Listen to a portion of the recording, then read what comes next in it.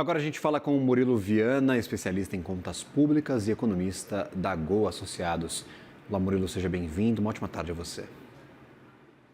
Obrigado, é sempre bom estar aqui com vocês. Está na hora das decisões difíceis, Murilo. O que vai ser proposto em troca deste IOF para tentar conter esta crise iniciada há 2 semanas atrás? Quais as alternativas que lhe parecem viáveis para equilibrar as contas públicas de forma estrutural, como diz o ministro da Fazenda?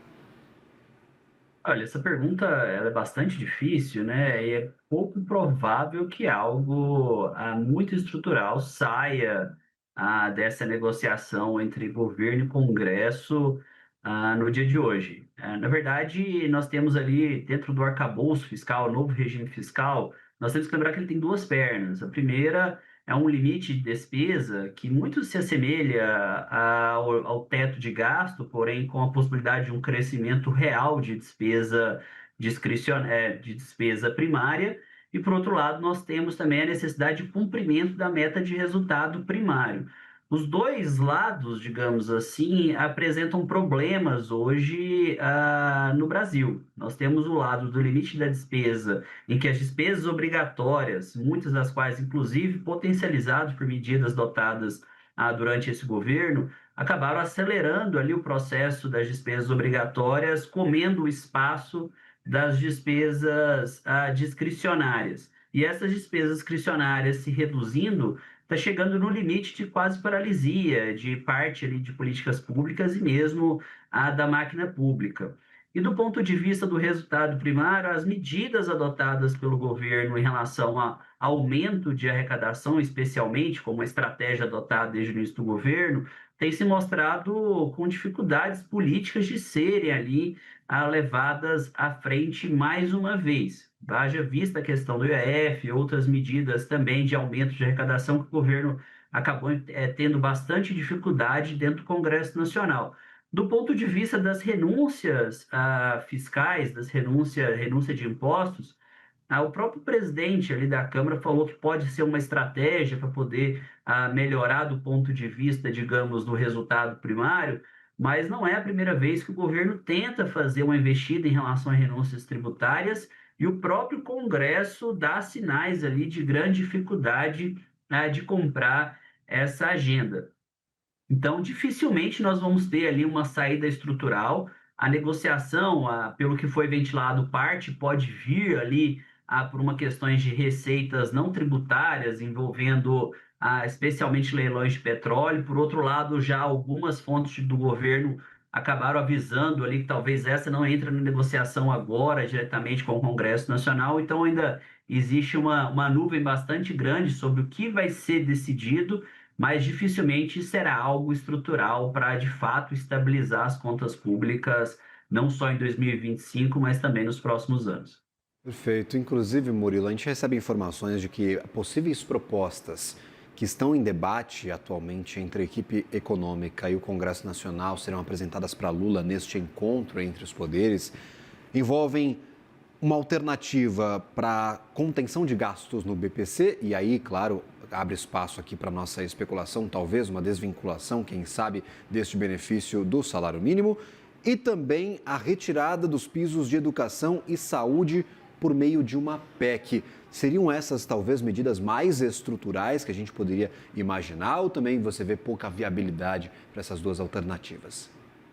São medidas mais estruturais do ponto de vista das despesas, mas digamos, o buraco fiscal ele é bastante relevante. Obviamente, isso tende a desacelerar um processo de degradação do ponto de vista das expectativas no que concerne ali ao crescimento das despesas obrigatórias.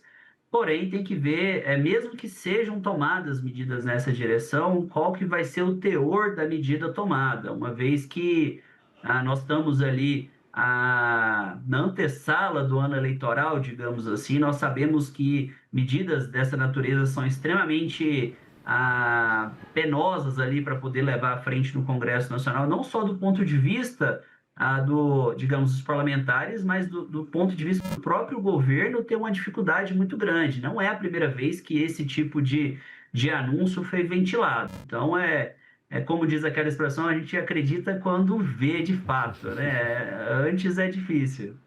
Tem que pagar para ver e tem que ver para crer aí o que vai acontecer com as contas públicas Justamente. brasileiras. Daqui a pouquinho a gente deve ter essa confirmação. Fernando Haddad falava em um encontro com o presidente Lula por volta das 3 horas da tarde, agora são 2h43.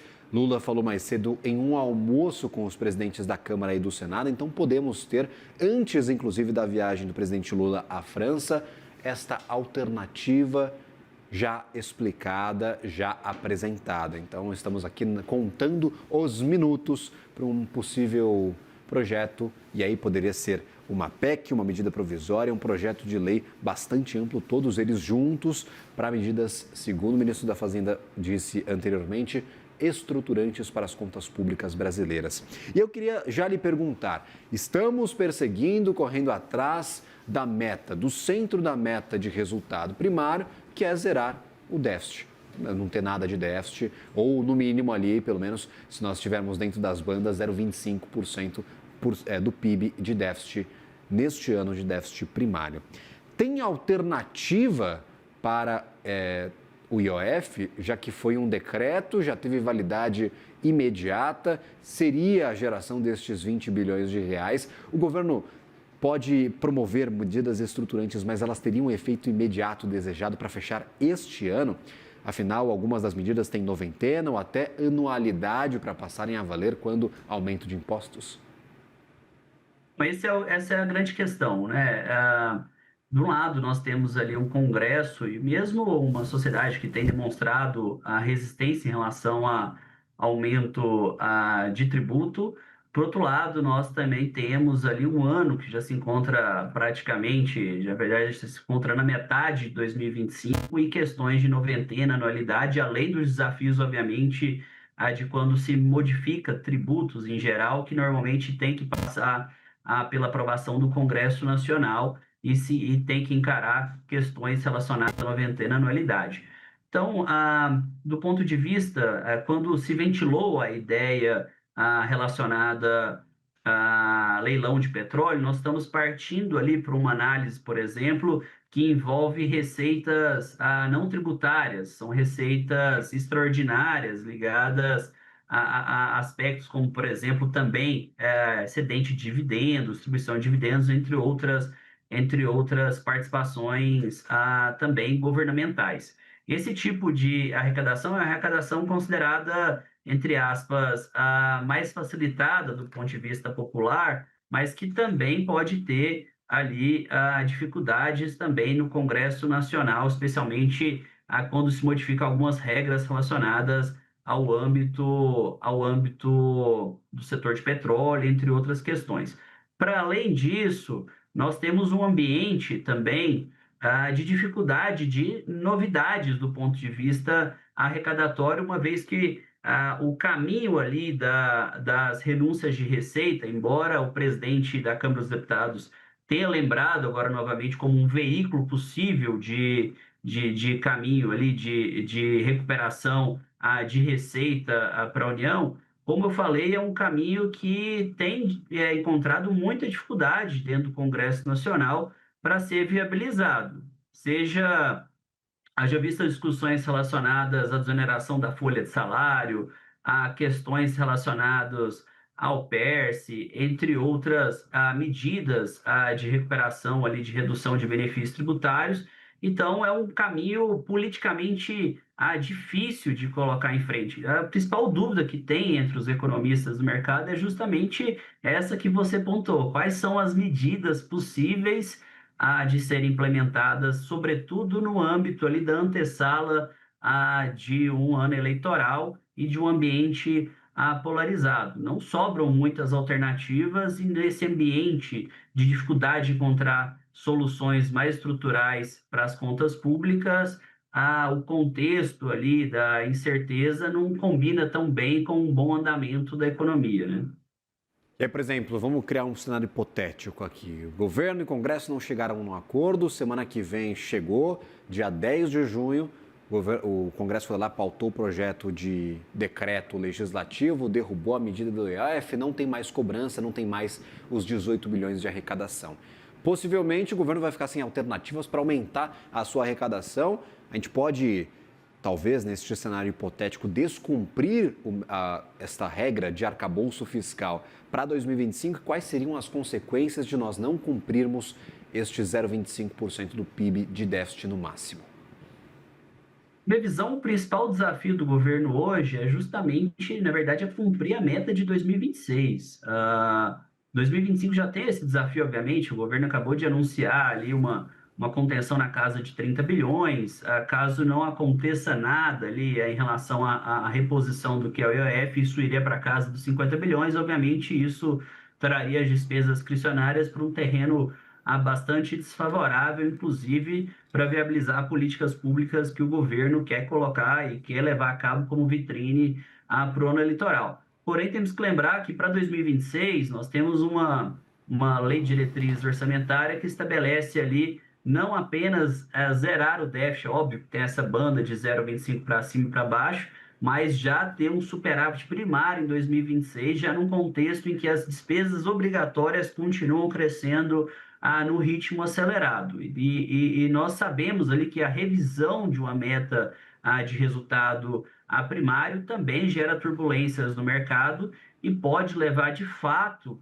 a uma antecipação de uma profunda crise ali do arcabouço fiscal que já é esperado para o ano pós-eleitoral. Haja visto que o próprio Ministério da Fazenda, por meio dos relatórios ali de perspectivas fiscais, estabelece que em 2027 o espaço para as despesas discricionárias vai se encontrar num terreno negativo, ou seja, vai tornar o sistema do arcabouço fiscal vai implodir praticamente, uma vez que já em 2027 aquelas despesas hoje excepcionalizadas, tanto do limite de despesa quanto do regime de meta de primário, como aquelas, por exemplo, decorrentes de precatórios, vão ter que retornar para dentro do arcabouço. E se o espaço hoje já está apertado, imagina colocar ali 40, 50 bilhões a mais de despesa, que hoje corre por fora da regra fiscal por causa daquela decisão do Supremo Tribunal Federal dentro do acordo ali relacionado à PEC dos precatórios, e isso entra de novo na contabilização das despesas e também do regime de resultado primário. Fica evidente que o sistema perde a sustentabilidade a partir de final de 2026. O que está acontecendo agora é que possivelmente digamos, o ruir do arcabouço está sendo antecipado, e para o governo isso será terrível do ponto de vista tanto da opinião pública como também dos indicadores de instabilidade, indicadores macroeconômicos. Perfeito. Murilo, muito obrigado por nos ajudar a entender essa dinâmica das contas públicas, o que pode talvez ser apresentado ou não a partir desta tarde. Já estamos todos ansiosos com o que o governo e o Congresso vão propor como alternativa ao IOF, se o IOF vai cair ou não. Essa é uma grande discussão que a gente vai ter a partir de agora. Sempre bem-vindo, uma ótima tarde a você, um bom trabalho. Muito obrigado, uma ótima tarde a todos. Agradecido.